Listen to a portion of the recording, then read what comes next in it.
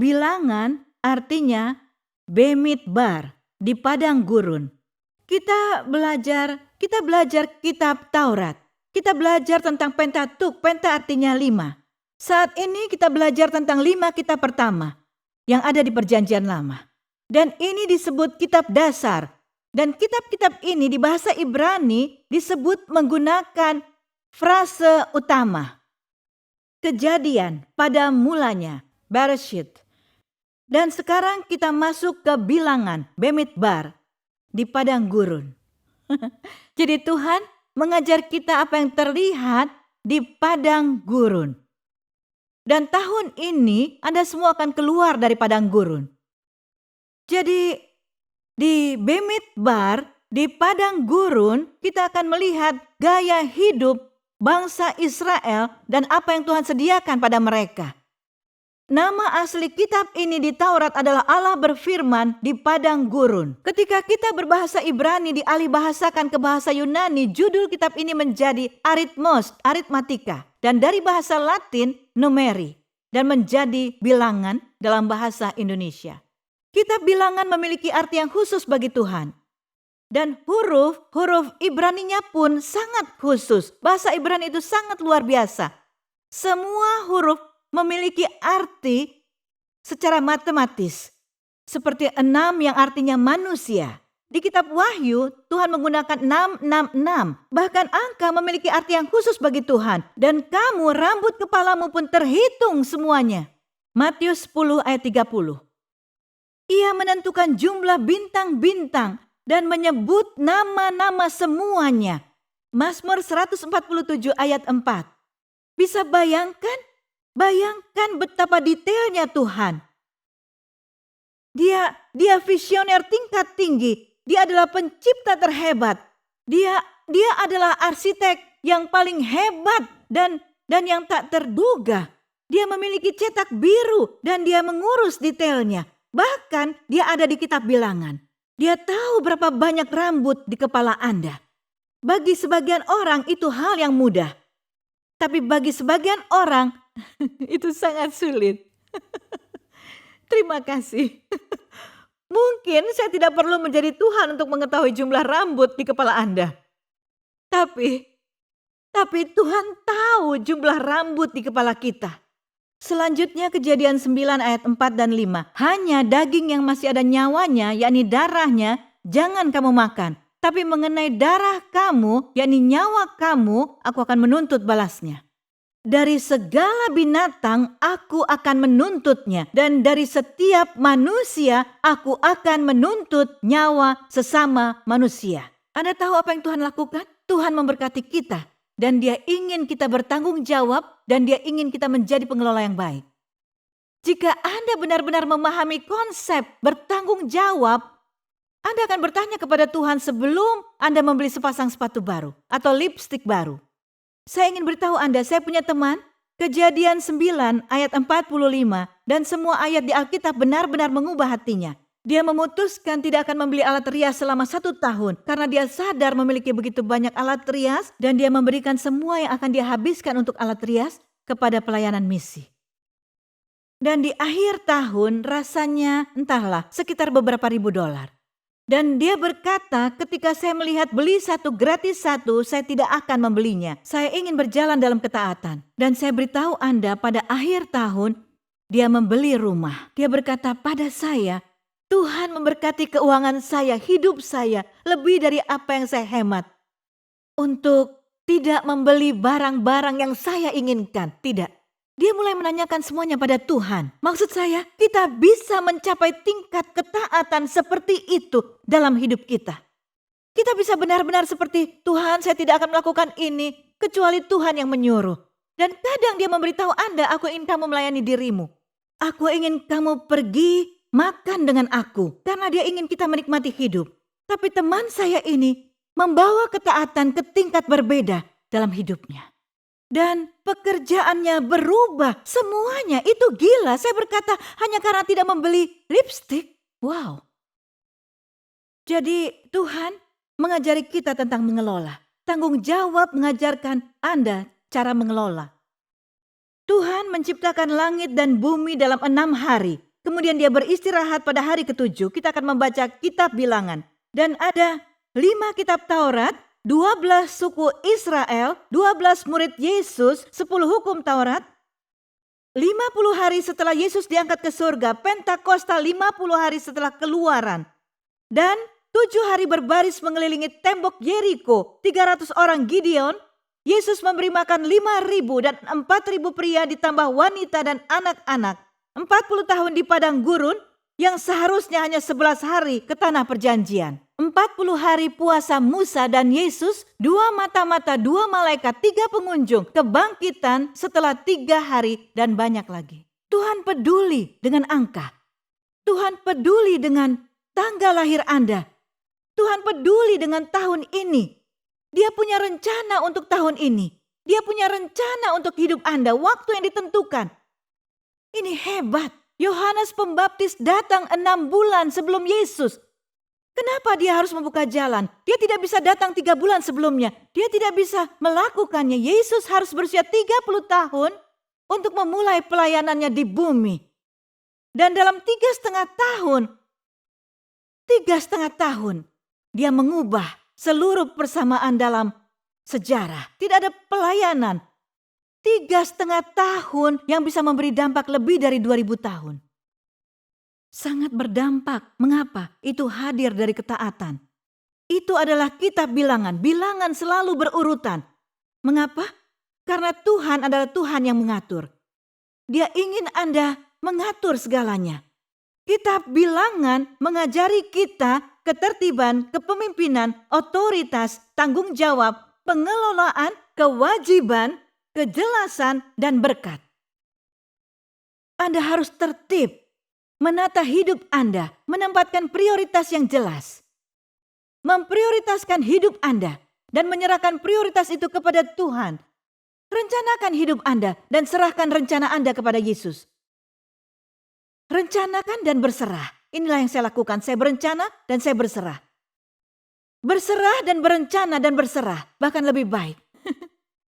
Karena Anda ingin membuat rencana yang tidak terpisah dari Tuhan. Dan kemudian pembukaan kitab Bilangan 1, Tuhan berfirman kepada Musa di padang gurun Sinai dalam kemah pertemuan pada tanggal 1 bulan yang kedua dalam tahun yang kedua sesudah mereka keluar dari tanah Mesir. Bilangan 1 ayat 1 dan 2a. Tuhan berbicara kepadanya, lakukan sensus, hitung orang-orangmu. Ketahuilah apa yang kamu miliki. Anda harus ketahui apa yang Anda miliki. Musa memiliki tongkat. Saya katakan sebelumnya, anak kecil itu punya ikan dan roti. Dan Daud memiliki sebuah batu kecil di tangannya, ketapel dan batu. Ketahui yang Anda miliki di tangan Anda. Jangan meremehkan pekerjaan Anda. Jangan meremehkan tanggung jawab Anda. Jangan memandang rendah sebuah pintu kecil yang Tuhan buka. Karena itulah yang Anda miliki. Jika Anda setia dengan itu, Tuhan akan memberi Anda lebih besar. Jangan meremehkannya. Hari ini katakan pada Tuhan dan mintalah untuk menjadi bagian dari sesuatu yang besar. Jangan meremehkannya, berikan. Katakan ya, jangan menjadi orang bimbang yang berjuang mencari solusi. Atur yang Anda miliki, Tuhan memberi perintah dan membawa perintah. Kemudian Musa mendelegasikan, dia mengajar delegasi. Delegasi sangat berguna jika Anda mulai membaca kitab ini berdasarkan mata Tuhan. Ini adalah buku yang paling kuat secara umum. Alkitab, buku kepemimpinan. Saya ingin memberitahu Anda, saya pergi ke Yale dan Harvard 2 tahun yang lalu untuk dilatih oleh para pemimpin tertinggi. Semua hal luar biasa yang mereka katakan adalah Alkitabiah. Ini adalah dasar. Mereka mempelajarinya, mereka menyalinnya, mereka memasukkannya dari sini. Dan aturan itu menciptakan organisasi, delegasi, persiapan, penunjukan, dan perdamaian. Aturan. Anda tahu, saya ingin memberitahu bahwa saya bukan orang yang paling rapi di muka bumi, tetapi saya bersih dan saya teratur. Ya, jadi beberapa orang mereka mengurus rumah mereka sangat bersih, ya kan? Tidak ada binatang, tidak ada sesuatu, semuanya terlihat sempurna. Itu seperti museum, bukan rumah. Ya, itu museum. Itu bukan rumah. Saat saya memasukinya, saya tahu apakah itu rumah. Anda bisa merasakannya. Atau itu seperti museum. Ada perbedaan. Saya ingin tinggal di rumah. Saya ingin tempat saya menjadi nyaman. Bukan sempurna. Tetapi tidak juga kotor. Tapi saya bukan orang yang akan mengambil semuanya dari lantai sekaligus. Kami sering membersihkan rumah. Karena banyak orang yang datang ke rumah. Tapi jika Anda menumpahkan sesuatu, saya tidak bereaksi, oh seseorang menumpahkan sesuatu di meja. Tidak seperti itu. Ya, saya tidak khawatir tentang hal materi. Tidak seperti yang dilakukan beberapa orang. Misalnya, oke, itu hanya kursi, saya belajar mengatakan itu. Itu hanya sofa, itu hanya uang. Anda tidak bisa mengidolakan rumah Anda. Beberapa orang masuk ke dalam mobil akan melihat mobilnya bersih, cukup teratur. Tapi tidak, hati-hati. Jangan sentuh apapun. Ini bukan hidup, ini perbudakan. Anda budak mobil Anda, budak di rumah Anda. Saya tidak ingin seperti itu. Rumah melayani saya, mobil melayani saya tidak melayani mobil. Jadi Anda harus menentukan prioritas dalam hidup Anda. Benar? Dekorasi di rumah kami adalah bulu binatang. Iya, jadi jika Anda tidak suka bulu, jangan datang ke rumah saya. Jika hewan saya tidak menyukai Anda, maka kita tidak akan pernah bisa menjadi teman baik. Karena hewan di rumah saya tahu suhu keramahan pada orang. Ngomong-ngomong, itu prinsip saya. Tapi saya ingin beritahu sesuatu. Tuhan sedang menata dan mengatur. Tetapi kemudian ada juga faktor iblis. Inilah yang saya katakan pada para penimbun. Beberapa orang menimbun, mengumpulkan barang-barang. Mereka melakukan banyak hal dan kami memiliki kerabat seperti itu. Jika Anda pergi ke rumah wanita yang adalah kerabat suami saya dan Anda membantunya membersihkan rumahnya, membersihkan apa saja, tapi apapun yang Anda lakukan, dia memiliki ketakutan jika Anda membuang sesuatu sembarangan. Saya tanyakan, apa Anda ingin membersihkan rumah ini? Kami akan membangunnya dari awal lagi. Itu sangat berlebihan dan sangat jahat. Lihat, saya tidak se-ekstrim ini, tapi kemudian Anda se-ekstrim itu. Tuhan tidak ingin itu, Ia ingin ketertiban di rumah Anda. Malam ini tolong melalui kitab bilangan bereskan rumahmu. Atur keuangan Anda, atur keuangan Anda. Mulailah membayar hutang kartu kredit. Saya berbicara kepada Anda, potong kartu kredit Anda. Mulai menabung, mulai perpuluhan. Itu semua adalah prioritas Anda. Atur keuangan Anda. Atur kesehatan Anda. Atur. Inilah yang Tuhan ajarkan, hukum dan ketertiban. Ini akan menjadi serial drama.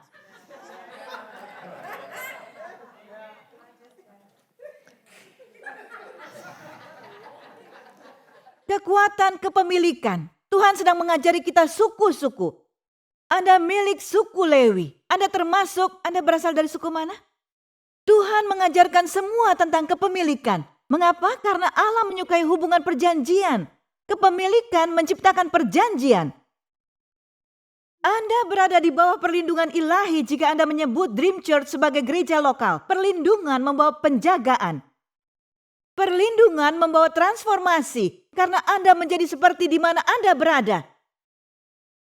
Jadi Tuhan bicara kepada Anda bahwa Anda sedang dalam perjalanan transformasi. Karena jika saya membimbing Anda akan menghasilkan buah. Saya berbuah dan Anda akan menghasilkan lebih banyak dari yang saya hasilkan. Anda akan mengikutinya, Anda akan tahu perlindungan seperti apa yang melindungi Anda. Saya telah melihat orang-orang dari jalan sangat kacau saat kami layani. Ada seorang anak dan saya bertanya pada Tuhan, kami bereskan satu hal dengan anak ini. Keesokannya dia nonton video porno, kami tidak membersihkan apapun tapi kami membantunya. Dan kemudian hari berikutnya ada sebuah kelompok. Hari berikutnya dan suatu hari saya berkata pada Tuhan, Anda ingat Chris? Sekitar 20 tahun umurnya. Tuhan, apa yang akan aku lakukan dengan anak ini? Setiap hari dia ada di rumah kami. Kita membersihkan satu, muncul yang lainnya. Pendampingan konstan. Tetapi dia tunduk. Anda tahu apa yang Tuhan katakan? Jangan khawatir seberapa banyak yang kau bersihkan. Bawalah yang baik dan tinggalkan yang buruk. Dia berkata tetap menabur benih yang baik ke dalam hidupnya. Inilah yang Yesus katakan. Sungguh menakjubkan ilmu pertanian ada di dalam Alkitab. Dia berkata alih-alih memungut semua gulma, Anda terus menanam hal-hal yang baik. Mereka akan meninggalkan hal yang buruk. Dan inilah yang terjadi dengan anak itu. Karena setelah Anda sering mengkritik seseorang dan akhirnya mereka frustasi dan menyerah. Karena jika saya terus berkata, oh kamu ini, kamu harus ini, kamu harus itu. Dan akhirnya dia akan berkata, ya aku tidak cukup baik, tinggalkan aku. Tapi kadang Anda akan berhenti dan Anda akan mulai menabur. Anda akan mulai menanam benih yang baik. Dan inilah kekuatan kepemilikan, pelajaran kepemimpinan yang luar biasa. Membangun kelompok, wilayah kelompok, pemberdayaan kelompok, bertanggung jawab terhadap kelompok, identitas kelompok. Temukan kelompok Anda dan patuhi itu. Patuhi kelompok Anda. Ada kuasa ketika kita setia, hadir dan berkomunikasi dan berada di gereja dan kelompok Anda. Ya, karena musuh ingin Anda sendirian dan mengecilkan diri Anda. Dia ingin membuat perasaan Anda terluka, harga diri Anda terluka, membuat Anda tersinggung sehingga dia bisa menghancurkan Anda. Tapi pelajaran kepemimpinan yang luar biasa adalah membangun tim. Anda membangun tim, bermimpi yang berbeda, pertemuan pelayanan pria besok, pelayanan wanita. Anda mulai membangun tim, cara mendengar suara Tuhan dengan kecocokan roh, kecocokan mimpi. Anda mulai membangun tim. Dan orang-orang menemukan kelompok yang menjadi tempat mereka tinggal. Sekolah kenabian dan pelayanan 5 karunia kita kemarin 25 orang. Orang-orang mengirim saya SMS hari ini. Kami merasakan api Tuhan. Kami merasakan api Tuhan. Hidup saya tidak akan pernah sama lagi. Saya senang. Saya berharap saya ada di sana. Haleluya. Terima kasih telah mengaktifkan orang-orang dengan cara Anda. Lakukanlah. Haleluya. Anda membangun tim. Dia pembangun tim. Dia adalah pembangun tim. Dia adalah panggilan kerasulan. Membangun tim bersifat kerasulan. Dan bukan pendeta senior, pendirinya adalah kerasulan. Tidak. Siapa yang memulai pelayanan, mereka pembuka. Mereka adalah pemantik. Orang-orang itu adalah para rasul. Kemudian wilayah. Sebuah suku memiliki wilayah. Tuhan menegaskan ini milikmu, ini milikmu, ini milikmu. Pemberdayaan. Tuhan memberdayakan. Dia tidak hanya memanggil, tidak hanya memberitahu di mana Anda berada. Dia memberdayakan Anda, mengaktifkan Anda. Inilah yang kami lakukan. Saya mengaktifkan Anda untuk memulai sesuatu. Jangan hanya duduk, mulai bertindak. Kemudian yang berikutnya. Tuhan juga membahas dosa. Dia tidak takut dengan roh yang asing dan atau tidak benar. Tuhan bukanlah pemalu. Anda tahu mengapa Tuhan bukan pemalu? Anda menyadarinya, dia tidak malu-malu? Ya? Mengapa? Karena dia tahu siapa dirinya. Akulah aku. Ketika dia mengatakan pergi. Lihat, kadang orang mencoba mencocokkan Tuhan dengan keinginan mereka. Dengan gaya hidup mereka, dengan pemikiran mereka. Anda tidak dapat menyesuaikan Allah dengan amoralitas, dengan perzinahan, dengan pornografi Anda. Tidak bisa mengatakan, oh Tuhan masih mencintai saya. Tidak, ada orang yang Tuhan kasihi. Saya akan memberitahu Anda sesuatu. Ada orang yang dibenci Tuhan. Ini Alkitabiah. Tuhan membenci Esau. Mengapa? Karena dia menjual hak kesulungannya.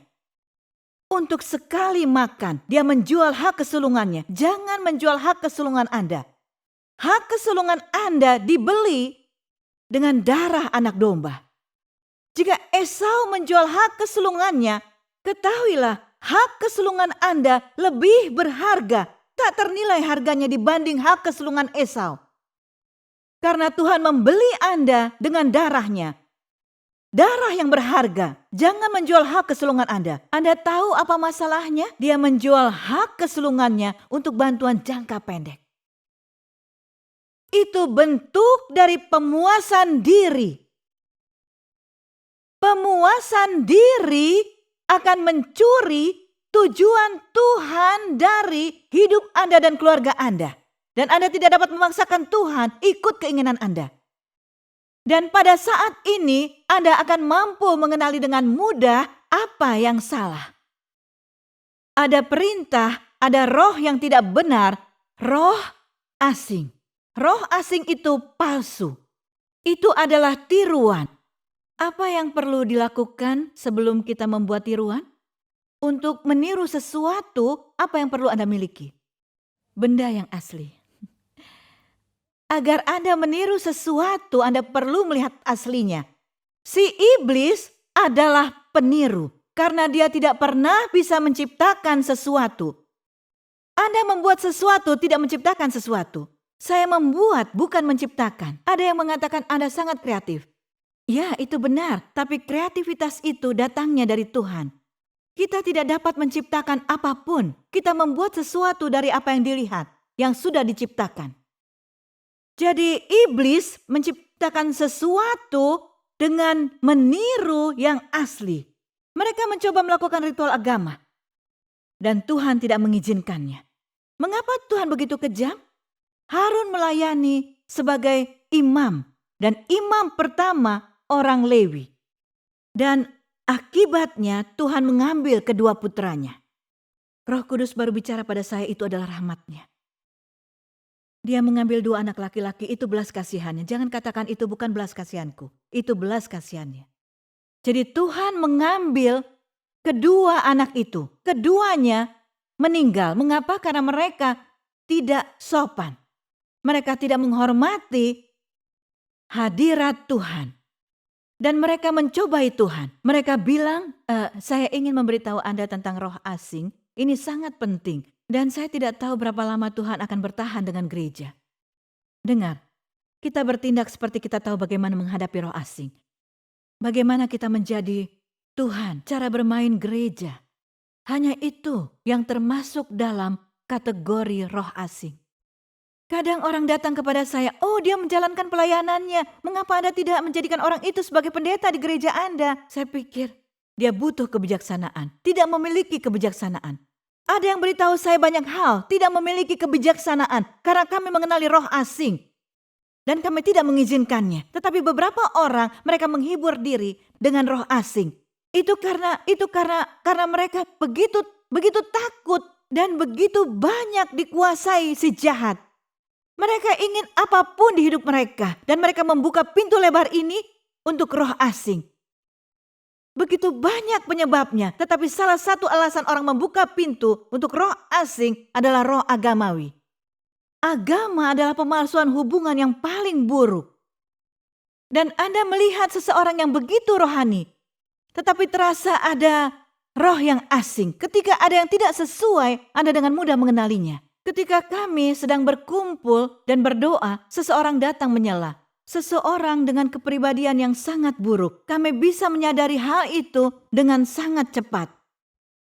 Mereka menghancurkan sekitarnya. Mengapa begitu? Karena mereka ingin perhatian. Mereka tidak mendapatkan perhatian itu dari suami mereka di rumah. Mereka datang ke sini untuk mendapatkan perhatian dalam pertemuan doa. Dan dari saya juga sebelum saya mulai berkhotbah. Ayo. Mengapa? Karena mereka tidak mendapatkan perhatian di rumah. Mereka akan memuaskannya dengan roh asing. Mereka akan membuka diri mereka untuk apapun. Jadi kami memperhatikan hal yang sangat rohani. Apa yang terjadi di rumah. Dan ketika ada yang tidak sesuai, Anda langsung menyadarinya. Merekalah yang selalu tidak mendengar pengumuman. Merekalah yang selalu melawan. Anda bisa melihatnya. Mengapa? Karena mereka tidak mendengarkan. Mereka penuh dengan diri sendiri dan ketika Anda memiliki roh asing itu, Anda akan selalu sulit diatur. Dan Tuhan menyuruh kita untuk berjalan dan bertindak dalam kesatuan. Tidak benar artinya mereka tidak bekerja dalam ketaatan pada otoritas Tuhan. Hanya karena Anda pendeta bukan berarti Anda dapat membagikan roh dimanapun. Asing artinya dalam beberapa terjemahan yaitu suatu tindakan yang merupakan pelanggaran terhadap kebiasaan dan hal-hal yang sudah ditentukan sebelumnya. Duniawi, Alkitab New King James menggunakan kata ini yang berarti tidak sopan, keduniawian, bodoh, tidak menghormati, tidak kudus, tidak suci, mabuk, tidak murni, najis, dan tidak bertuhan. Seseorang dapat bertindak, ya Tuhan, oh Tuhan, sepanjang waktu mereka menggunakan namanya. Tetapi mereka bisa begitu tidak sopan di dalam hati mereka. Sangat tidak sopan dan pemberontak. Dan inilah yang terjadi dengan roh asing itu. Jika ada dari kitab Bilangan yang ingin saya kenalkan pada Anda, roh yang asing, Musa kehilangan tanah perjanjian dalam Keluaran 20. Kemudian 12 orang pengintai. Kemudian kita akan membahas tentang sangkakala. Karena ada berbagai macam tradisi untuk itu dan alasan yang berbeda untuk meniup sangkakala. Untuk perang, untuk bersiap-siap, untuk pertemuan, untuk berkumpul. Jadi ada banyak penelitian yang menakjubkan tentang sangkakala. Sangkakala ditiup oleh orang atau malaikat untuk mengajak orang berkumpul. Untuk deklarasi dan pengagungan, peringatan kemenangan, peringatan berkabung, peringatan waktu, peringatan ulang, mengatur strategi, dan banyak lagi. Cara meniupnya pun dibedakan sesuai tujuan. Saya ingin memberitahu, saya ingin Anda benar-benar meresapi 2 pengintai di Bilangan 13. Karena Tuhan benar-benar memanggil kita di masa-masa ini untuk memiliki cara pandang berbeda. Jika saya dapat menunjukkan kepada Anda bahwa Tuhan sangat memperhatikan apa yang Anda lihat, Anda akan memahami hal-hal yang perlu diubah dalam cara Anda memandang. Tuhan ingin mengubah cara pandang Anda. Karena jika Tuhan dapat mengubah cara pandang Anda diubahkan. Anda mulai melihat segala hal dengan berbeda seperti 2 pengintai ini. Kenapa? Karena dari 12 hanya 2, Kaleb dan Yosua yang memandang positif. Mereka melihat sesuatu dan mereka melihat perjuangannya dan mereka melihat masalahnya. Tetapi mereka juga melihat melalui mata iman, solusi dan peluang. Inilah yang dilakukan orang-orang beriman. Mereka melihat peluang dalam situasi yang sangat gelap. Mereka melihat sesuatu dan berkata, oh baiklah, ini sungguh berbeda. Kita bisa pergi dan mendapatkan tanah itu. Kita bisa melakukannya meskipun tidak sesuai fakta dan juga data. Kita bisa bergerak dan memegang janji Tuhan dalam hidup kita. Orang-orang seperti inilah yang Tuhan cari di era baru ini. Ini adalah era baru. Karena pada akhirnya Yosua lah yang membawa bangsa Israel ke tanah perjanjian. Dan saya ingin menyampaikan pada Anda, jika Anda mengizinkan Tuhan mengubah cara pandang Anda akan sampai di tanah perjanjian. Jika Anda melihat segala sesuatu seperti semua orang melihatnya, kemungkinan besar Anda menyesuaikan diri, bukan mengubahnya. Haleluya.